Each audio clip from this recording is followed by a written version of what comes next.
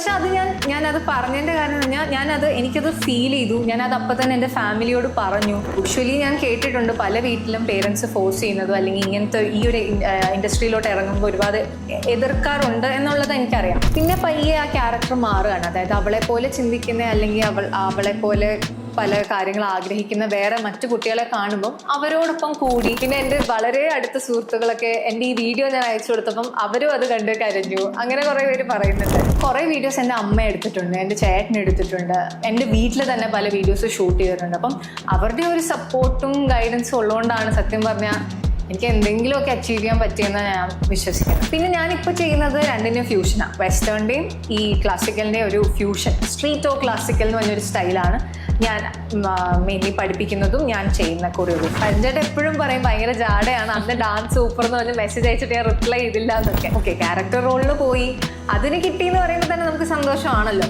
പക്ഷെ അത് മാറി ഹീറോയിൻ ക്യാരക്ടറിലോട്ടാണെന്ന് പറഞ്ഞപ്പോൾ ഭയങ്കര ക്ലൗഡ് 9 ലെവൽ ഓഫ് എക്സൈറ്റ്മെൻ്റ് ആയിരുന്നു.